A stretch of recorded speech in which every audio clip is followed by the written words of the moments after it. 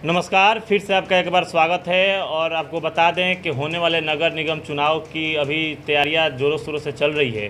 हालांकि चुनाव आयोग द्वारा कोई इसका औपचारिक घोषणा नहीं किया गया है, लेकिन हम बात करने वाले हैं आज सिवान नगर परिषद के वार्ड नंबर 2 की। वार्ड नंबर 2 के जो वर्तमान वार्ड पार्षद हैं लीसा लाल, उनसे हम मिले हैं और यहाँ का जो सर्वे एक रिपोर्ट हमने तैयार किया था कि 5 वर्षों का सफ़र कैसा रहा इनका, इनके क्षेत्र में कितना विकास हुआ, सरकार की योजनाओं का लाभ कितना जनता को मिला। तो कहीं ना कहीं लीसा लाल का जो सफल रहा है, सफ़र जो बीता है 5 साल का, वो जनता के उम्मीदों और विश्वास पे खड़ा उतरी हैं। 100% तो नहीं, लेकिन 70-80% काम जरूर यहाँ पे हुआ है। और जो भी कमियाँ हैं उसको इनके द्वारा जल्द से जल्द कंप्लीट भी किया जाएगा। लेकिन एक विशेष जानकारी बता दें कि जो नए परिसीमन आया है उसमें इस वार्ड नंबर 2 को वार्ड नंबर 5 में तब्दील कर दिया गया है। और यहाँ से होने वाले चुनाव में बहुत सारे उम्मीदवार अपनी किस्मत को आजमाएंगे, लेकिन लीसा लाल के साथ एक बेनिफिट रहेगा 5 वर्षों का इनका सफ़र और जनता का उम्मीद और विश्वास। तो आइए इनसे जानते हैं कि क्या कुछ तैयारियाँ हैं इनके द्वारा होने वाले चुनाव के लिए। तो सबसे पहले मैडम, स्वागत है हमारे चैनल पर आपका। आपका भी स्वागत है। तो मैडम, 5 वर्षों का आपका सफ़र आपके अनुभव पर कैसा रहा, आपके अनुभव से? सर्वप्रथम रही बात जितने 5 साल की योजनाओं के लिए हम लोग जब 2017 में चुनाव हुआ था तो जितने भी योजना थी करीब करीब सबको मैंने पूरा करने का काम किया है। देखा जाए तो सबसे पहले नारी शक्ति का, जो मैं नारी हूँ तो इसलिए नारी शक्ति के ऊपर मैं सबसे पहले मैं उनको हार्दिक शुभकामनाएं देती हूँ, क्योंकि जब घर में नारी अगर प्रबल हो जाती है तो कहीं भी रुक नहीं सकती है। सही बात है। तो मैं अपने वार्ड की जनता, मेरे वार्ड की जनता में नारियां सबसे अधिक लोगों को लुभावित करती है, क्योंकि मैं घर घर जाके जितने भी ज़मीनी स्तर पे जितने भी योजना हुई है मैं सबको कराने का प्रयास की हूँ। और साथ ही साथ पेंशन, सबसे पहले यहाँ पे लोगों को पेंशन की बहुत नहीं मिल पा रही थी समय पर, तो सबसे पहले मैंने पेंशन का काम करवाया है। फिर राशन कार्ड बहुत लोगों का नहीं बन पाया था, तो कोरोना काल में आपको मालूम ही होगा कि 2019-20 में जब कोरोना आया था तो जब लॉकडाउन हुआ था तो बहुत लोगों को राशन की बहुत ज़्यादा दिक्कत हुई थी। तो मैं हर घर जा के सबको खाना वितरण की और राशन सबको मैंने वितरण किया। 5-5 किलो जो मिला था सरकार के तरफ से कि घर घर पहुंचाना है, तो उसको पहले मैंने करने का काम किया। फिर उसके बाद कोरोना काल में वैक्सीन को लगवाना मेरी पहली प्राथमिकता थी, क्योंकि अगर जब कहते नहीं है कि बीमारी जब आती है तो किसी को बोल के नहीं आती है, तो जब आ गई बीमारी तो हमको उसका समाधान ढूंढना है। तो उसका समाधान के लिए सरकार ने जो वैक्सीन प्रोवाइड किया था, तो उसको मैंने करीब अपने वार्ड में और आसपास के वार्डों में भी मैं करीब 8-9 हज़ार लोगों को वैक्सीन अपने देख रेख में सबको मैंने करने का उत्साह भी जगाया और सबको जागरूक भी किया, और लोगों ने इस चीज़ को माना भी और लिया भी।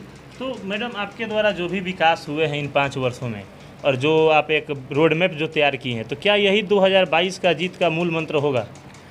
देखिए, जितना भी अभी जब तक मैं जब जीत के आई थी तो कुछ भी समझिए कि कुछ भी काम नहीं हुआ था, तो ले दे करके सारा काम मेरे कंधे पे था, तो मैंने उसको बखूबी निभाया है। आप देख लीजिए, नल जल योजना के साथ उसके बाद सभी घरों में मैंने उज्ज्वला गैस योजना के तहत करीब 100-150 लोगों को मैंने गैस वितरण करवाया। फिर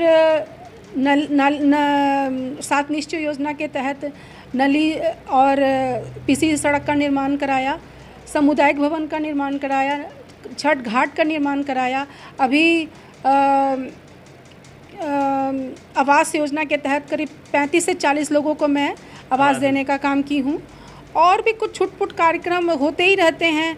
अगर देखा जाए तो जितना भी आप विकास का काम करिएगा उतना कम रहता है। तो मेरा सपना है कि मैं अपने वार्ड को आने वाले समय में एक स्मार्ट वार्ड की तरह घोषित करूँगी कि मेरा वार्ड किसी भी जगह से कम नहीं। एक तो हरियाली, सबसे पहली बात मैं लोगों को ये प्रोत्साहित करूँगी आपके चैनल के माध्यम से कि हरियाली लोगों को पेड़ लगाएं। जितना पेड़ आप लगाएंगे उतना आप स्वच्छ वातावरण में अपने आप को ये कर सकते हैं, ढाल सकते हैं। क्योंकि जब वातावरण आपका स्वच्छ होगा तो आपकी बीमारियां भी नहीं होंगी, और जब बीमारी नहीं होगी तो खर्च भी कम होंगे, तो जो भी आप कमा रहे हैं आपके पॉकेट में ही आएगा। तो मैं इसी तरह से लोगों को हमेशा उत्साहित करती रहती हूँ और कहती भी रहती हूँ कि आप लोग अपने बलबूते पे जितना काम हो सके हम लीजिए, और मेरा साथ जहां आपको मिलेगा मैं हमेशा आपके लिए खड़ी रहूंगी। तो आपको विशेष जानकारी के लिए बता दें कि लीसा लाल महिला जो नारी सशक्तिकरण सरकार चला रही है उसका जीता जागता उदाहरण भी बन चुकी है इस वार्ड नंबर 5 के लिए। और जब हमारी टीम मीडिया रिपोर्ट यहाँ लेने के लिए पहुँची और ग्राउंड सर्वे की तो उसमें महिलाओं के प्रति इनका ज़बरदस्त आत्मविश्वास दिखाई दिया। महिलाएं इन पे पूर्ण रूप से विश्वास करते हुए दिखाई दी, क्योंकि महिलाओं का साफ का नाम था कि लीसा लाल महिलाओं की आवाज़ को बुलंद करने के काम कर रही है और सरकार द्वारा जो योजनाएं हम लोग को दी जा रही है उसको घर घर तक पहुंचाने का वो काम कर रही है। तो क्या लग रहा है मैडम कि ये जो भी आज हो रहा है, जो महिलाओं के प्रति लोगों का जो सोच बदला है, इसमें सरकार का कितना बड़ा योगदान आप देखती हैं? देखिए, माननीय मुख्यमंत्री जी का मैं तहे दिल से धन्यवाद करती हूँ कि वो बिहार राज्य में जो महिला का जो एक जगह होता है, महिलाओं के लिए जो उत्थान होती है, कार्यक्रम होते हैं, जो आप कार्यक्रम महिलाओं के लिए लेके आते हैं, तो वो बेखूबी हमारे माननीय मुख्यमंत्री जी इस चीज़ को देते रहते हैं। तो उसी योजनाओं को लेते हुए अपने वार्ड की महिलाओं को मैं कहती हूँ कि आप लोग किसी से कम नहीं हैं। जब शराबबंदी हुई थी तो लोगों के चेहरे पे मुस्कान था, क्योंकि जब कहते नहीं हैं कि जब आपको घर में जब आपके हस्बैंड आपको पूछने लगे, आपके पतिदेव आपको पूछने लगे और जो भी कमाए वो आपके हाथ में देने लगे तो मुस्कान अपने आप ही आ जाती है।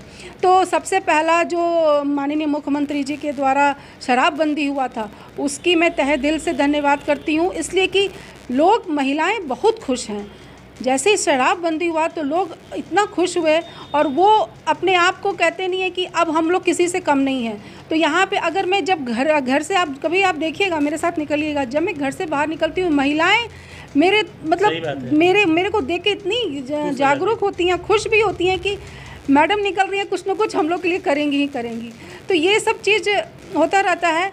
और जब देखिएगा महिलाएं जब अगर हर जगह में जागरूक हैं तो वो जगह कभी भी कहीं से कम नहीं होगा। तो मैडम, चुनाव में तो अभी वक्त है, लेकिन देखा जा रहा है कि जब चुनाव होंगे तो उस समय बहुत सारे कैंडिडेट आएंगे, अपना अपना किस्मत आजमाएंगे, लेकिन आपके साथ एक बेनिफिट है कि 5 वर्षों का अपना अनुभव आपके पास होगा और अपना जो कार्य की हैं आप, वो बेनिफिट आपके साथ होगा और महिलाओं का एक विश्वास दिखाई दे रहा है आपके प्रति, वो भी आपके साथ होगा चुनाव में।